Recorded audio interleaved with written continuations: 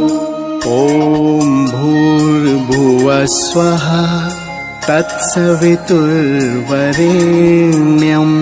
भर्गो देवस्य धीमहि धियो यो नः प्रचोदयात्। हमारा मन, अभी मैं मन की बात कर रहा हूँ तो जीवात्मा के अंदर है मन।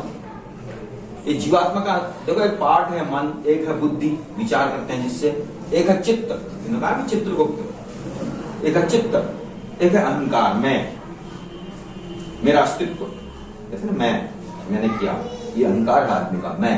चित्त मतलब एक हमारा चित्त है जो चित्र खींच देता है, पुरानी घटना है, सारा रिकॉर्ड रखता है, यानी कि सूक्ष्म शरीर के 4 हैं, मन 1, बुद्धि 2 जो विचार करती है, चित्त 3 जो हमारी पिक्चर बनाता है जिसे हम फोन में बनाते हैं, अहंकार मतलब मैं वाला तत्व।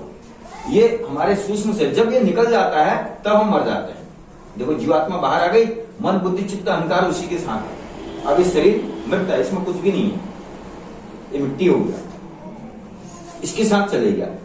अब हमारे मन, अब हमारे जीवात्मा के पार्ट देखो, एक मन बुद्धि चित्त अहंकार, फिर क्या है, एक कामेंद्रिया एक ज्ञानेन्द्रिया, 2 चीज होती है। देखो लिखा कामेंद्रिया क्या है, हाथ पैर जीभ, इसको कहते हैं टेस्ट, जीवा लिखा स्वाद, जीव अलग है। और मल मूत्र त्याग करने के स्थान, ये हमारी 5 कामेंद्रियां हैं, ये ज्ञानेन्द्रियां हैं, आंख कान मुंह नाक और त्वचा, स्पर्श, त्वचा से स्पर्श होता है ना, ये हमारी ज्ञानेन्द्रियां हैं। आंख से हम देखते हैं, कान से सुनते हैं, मतलब आंख से हम अच्छी अच्छी चीजें देखने की कोशिश करते हैं, कान से अच्छा अच्छा सुनने की, संगीत संगीत उसको हम खुश हो जाते हैं, मुंह से अच्छा अच्छा बोलने की कोशिश करते हैं, नाक अच्छा अच्छा सुगंध, ये स्वभाव है हमारा, ये स्वभाव है। गंदी आएगी बदबू, गंदी बदबू, ये स्वभाव है हमारा, ये स्वाभाविक गुण धर्म कहते हैं, हमारी जीवात्मा का स्वाभाविक गुण धर्म है। और त्वचा, ये 5 चीजें हैं, ज्ञानेन्द्रिया और ये कामेंद्रिया, इनको मिला के 4 मन बुद्धि चित्त अहंकार ज्ञानेन्द्रिया 5 कामेंद्रिया, 5 कितने हो गए, ये 10 इंद्रियां हो गई है, 14 हो गए। अब देखो 10 इंद्रियों का राजा मन होता है। मन को समझ गया आप, मन कौन है, इंद्रियों का राजा है। 10 इंद्रियों को जो नियंत्रित करता है वो मन है, यानी कि आपकी इंद्री, अभी आपकी कोई इच्छा खाने की है, आपको लगा कि मैं बुद्धि के लड्डू खाते हैं, आपको पसंद है, या रसमलाई खाते हैं, रसमलाई मंगा लो प्लेट, तो आपका किसने विचार दिया, ये मन ने, रसमलाई खाना। नीरज कह रहा है रसमलाई खानी, नीरज के मन ने सोचा कि रसमलाई खानी, ये विचार कहां गया, बुद्धि में, बुद्धि ने विचार करा, पैसा पट है, हाँ ठीक है, फिर तुरंत एक विचार हो रहा है, ज्यादा नहीं खाना चाहिए, डायबिटीज हो जाएगा, मीठा चीनी है बहुत, ये विचार मन करता ना। अगर मन ने मान लिया इसको तो तुरंत कामेंद्र को आदेश देगा, किसको, पांव को, ना चल भाई, लाएगा तो शरीर, यानी कि हमारा शरीर मन और ज्ञानेन्द्रियों, हमारा शरीर जीवात्मा का, इसके अंदर जीवात्मा है ना, वही कर रही सारा काम, हम कुछ नहीं कर रहे, इस शरीर उसका साधन है। अब उसने आदेश दिया नहीं, मन ने इच्छा करी, बुद्धि ने विचार करा और कामेंद्रिय को उसने आदेश दे दिया, मन ने, जाओ, पांव उठा, जेब में हाथ डाला, रसमलाई आ गई, अब खाया, स्वाद किसको मिला, जीवात्मा को, शरीर को नहीं मिला, शरीर को कुछ नहीं मिला, शरीर को जो उसमें विटामिन प्रोटीन से चले गए, उसको जरूरत पड़ती है, लेकिन टेस्ट जो है जीवात्मा का, इसके अंदर जो जीवात्मा ना वो आनंद ले। इसलिए जब हम मर जाते हैं, इसीलिए हमारे को दर्द नहीं होता है कि जो महसूस करने वाली चीजें हट गई उससे, कितना ही काट लो, उसके टुकड़े कर लो, उसको बर्फ में डाल दो, उसको जला दो या न जलाओ, उससे कोई लेना देना नहीं है, सारा खेल इसमें मन का है और जीवात्मा का है। अब क्या हुआ, मन, तो ये 5 5 है 10, ये मन इसका राजा है, ठीक है, इंद्रियों का राजा मन, और मन का राजा क्या है, बुद्धि। मन के बाद बुद्धि विचार करती है, सही है या गलत, जाना चाहिए नहीं जाना चाहिए, खाना चाहिए कि नहीं खाना चाहिए, पढ़ना चाहिए नहीं पढ़ना चाहिए, ऐसा करना चाहिए नहीं करना, ये विचार बुद्धि का। अब मन किसके अधीन है, बुद्धि के। बुद्धि क्या करती है, किसके पास जाती है, जीवात्मा। क्या लिखा है, राजा मन, मन का राजा बुद्धि, बुद्धि का राजा जीवात्मा, फाइनल जीवात्मा करती है, सब कुछ उसके लिए होता है। और जीवात्मा क्या है? जीवात्मा का राजा क्या है? आत्मा। आत्मा यानी कि मन, फिर बुद्धि, मन, इंद्रियां, इंद्रियों का राजा मन, मन का राजा बुद्धि, बुद्धि ने विचार करा, बुद्धि का राजा, बुद्धि को कौन कंट्रोल करता है? जीवात्मा। जीवात्मा। यहां तक समझ गए? जीवात्मा फिर आत्मा। जीवात्मा भी आत्मा के पास जाती है, उससे पूछती है, लेकिन जीवात्मा जो है उसका स्वभाव क्या होता है? जीवात्मा का आनंद लेना, स्वाद लेना, अच्छा सुनना, उसका स्वभाव गुण धर्म क्या है? उन चीजों को लेना। इसलिए आत्मा की बात को झुटला देती है, मतलब तो हम आत्मा की बात को जब मानने लगते हैं, आत्मा की बात को महसूस करने लगते हैं, तो वो ध्यान है। जब हम जीवात्मा को छोड़ने लगते हैं, आत्मा की बात की ओर चले जाते हैं, तो वो ध्यान किस वक्त आता है? उसको ज्ञान होने लगता है, उसका मन नियंत्रित होने लगता है। अब वो इंद्रियों से प्रभाव से बाहर आ गया ना।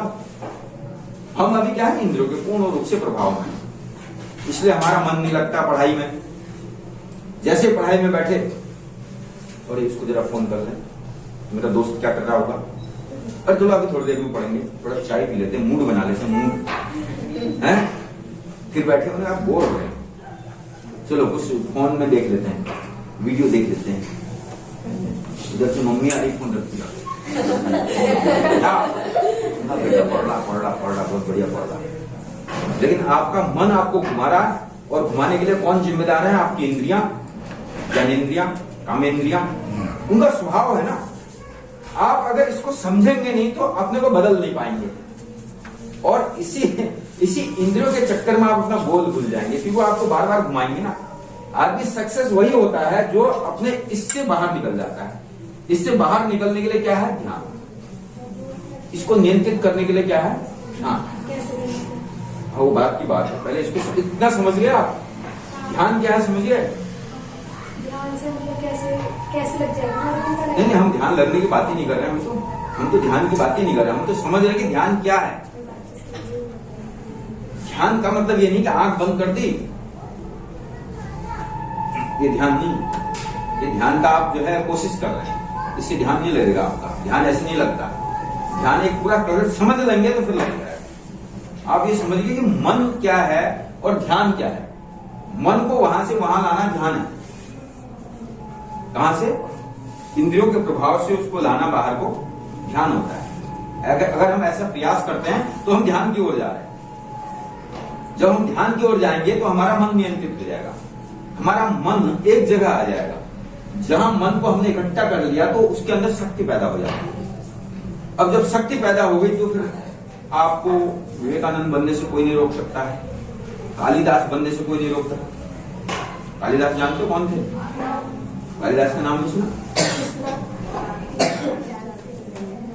कालिदास बनने से, कालिदास बड़े मूर्ख थे। जिस टहनी पर बैठते थे उसी को काट रहे थे, तो कहते कालिदास के बराबर मूर्ख है, कालिदास है, कहते ना। मैं कह रहा हूं आपको कालिदास बनने से कोई नहीं रोक सकता। लेकिन कालिदास बहुत बड़े विद्वान भी थे। बात की उनका इतिहास देखो तो उनके बड़ा प्रचंड विद्वान थे।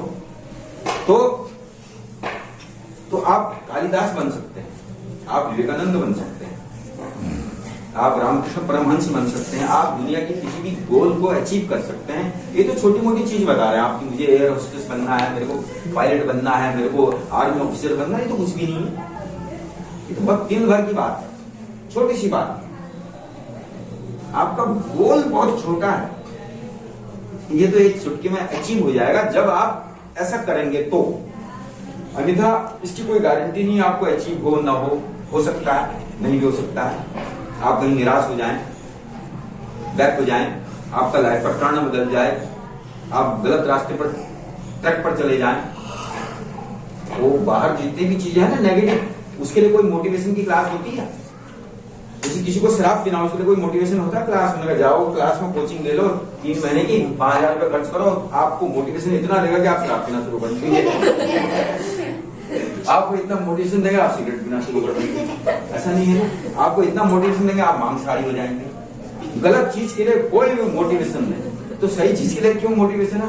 उनका भैया फला चीज के लिए मोटिवेशन ले लो, ध्यान के लिए मोटिवेशन ले लो, कोचिंग के लिए मोटिवेशन ले लो, फला के लिए मोटिवेशन ले लो। क्यों? तो असली चीज नहीं